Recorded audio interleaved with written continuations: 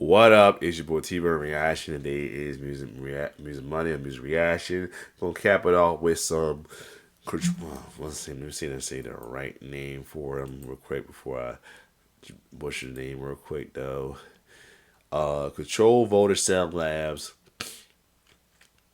aka CV Sound Labs, and this is Behind the Drums episode 5 with one of the iconic songs from this band who've been out since the 70s, but this song right here became the iconic song for them all across the world as well too. That's done the Cameo with their hit song Word Up, and this is made with the Linn 9000, and this will be a special guest with Sammy Marandino. So anyway, a lot of these videos though to get the idea of what the drums behind some of your favorite music from the 80s, late 80s, and possibly early 90s, like they did with Soul Soul. So without further ado, let's check out behind the drums of Cameo Word Up on the Linn 9000. Let's get it.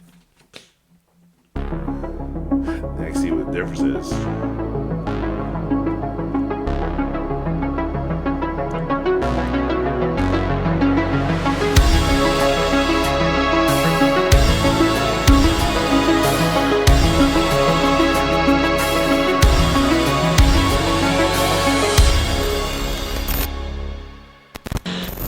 Welcome to Behind the Drums. In today's episode, we're going to be going in depth on Cameo's first US top 40 hit, Word Up, from their 13th album of the same. Crazy, 13 what took them 13 years to get their first ever US top 40 hit though. That's crazy. Name. Released in 1986 on Mercury Records, Word Up garnered significant acclaim, becoming one of the band's most well-known songs. Like Cameo's previous hit, Single Life, Word Up begins with a short interpretation of the opening notes heard in Ennio Morricone's The Good, the Bad, and the Ugly. Word Up was written I noticed that too. by Larry Blackman and Tommy Jenkins, with drum programming duties left to Sammy Marandino, who will be joining us today. Oh, Sammy is a highly in-demand drummer for session drummer and was one of the most sought-after drum programmers in the 80s and 90s. His credits include drum programming on Cameo's Single Life, Candy, and Sophie B. Hawkins' Damn I Wish I Was Your Lover, just to name a few. Word Up was programmed on the Linn 9000 drum machine and had significant influence on drum sounds of many records in years to come. I had the pleasure of speaking with Sammy about how the song was made. Okay. The way I hooked up with Cameo was I was at a Weather Girls session. It was at Park South Studios. Okay. And I was doing this Weather Girls, their second record. Shout out to and Larry walked in, and I was just sitting there while they were doing some overdubs on the track I did. And he was in looking for a studio.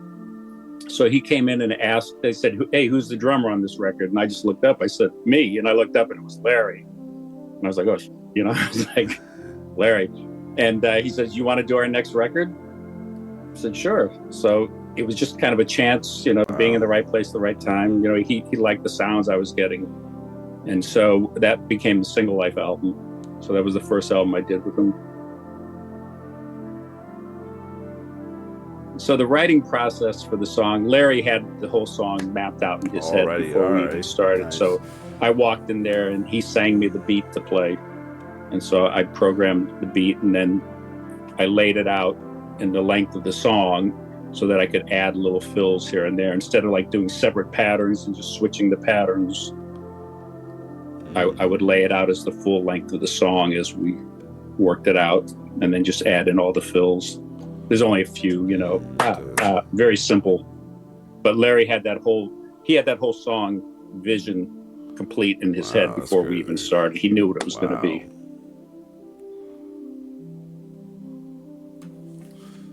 I remember when I got it. As a matter of fact, the Word Up bass drum is the first sample I made on that machine, and it was a mistake. Beautiful mistakes. I went to record. I got the sampling card, and I was at Media Sound with my friend Tim Hadfield, an engineer, and we were waiting to do a session. We had some time, so I said, "Let's try to make some samples." So I went in there and we plugged it in, and I went in there and kicked the bass drum, and I came in to listen to it. It was all distorted. It was like, it was this real dirty sound. And I went, well, I think we overloaded it. I said, I'm going to keep it. I might use it for something. And behold. And sure enough, I put that sample with the stock Linn 9000 sample, and that became the bass drum for Word Up. Wow. Snare, yep. Well, the snare sound, that was a combination of people working on that, I got to say. There was the engineer, Eric Calvi, was instrumental in that. Larry having the vision to do that, and myself. And so that was, it's pretty simple what it really was. There was, we were quad recording. That's where we did the record. And there was this huge like hallway that went downstairs that went down from the 11th floor we were on.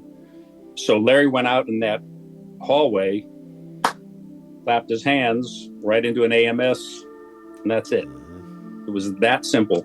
And it was just, Larry didn't want any reverb on anything, although it was kind of, a reverberant sound in that hallway, but no reverb on that whole record. If you listen to it, it's bone dry, but that was the sample right into an AMS and then triggered.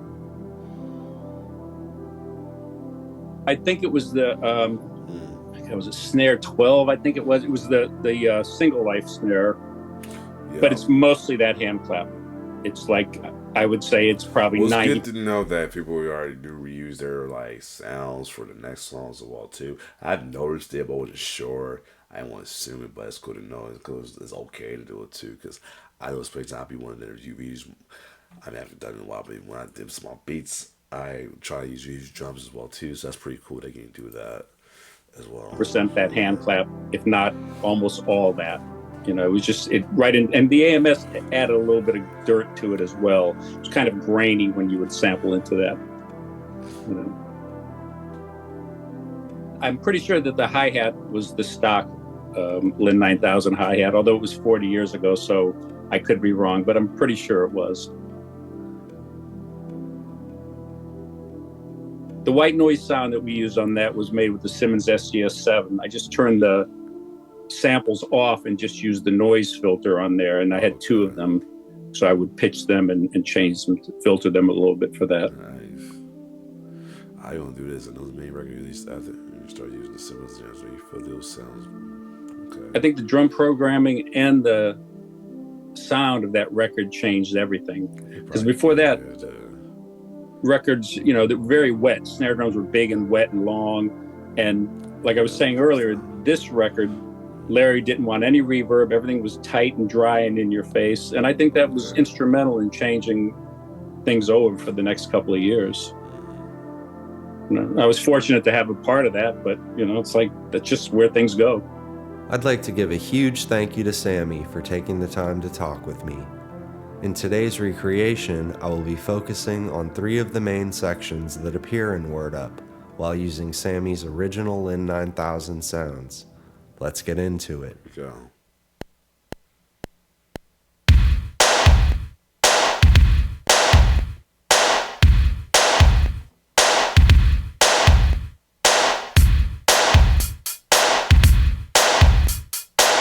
So simple. It's like crazy you realize how simple it is.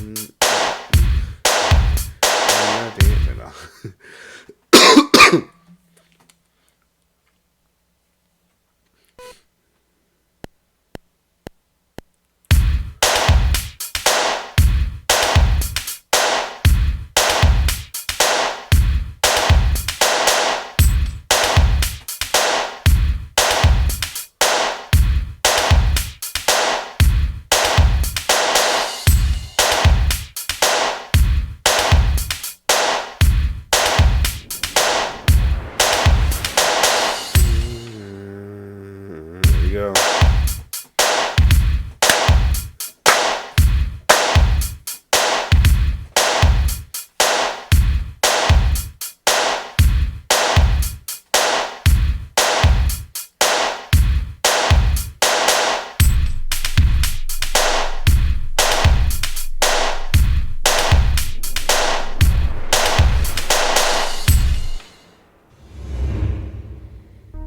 Thank you so much for watching. Please definitely a good episode right there for sure, yo. Other than that, if you like my reaction, like, share, subscribe to my YouTube channel. Definitely be doing more of these. Anyways, your boy T-Bear signing off. One love.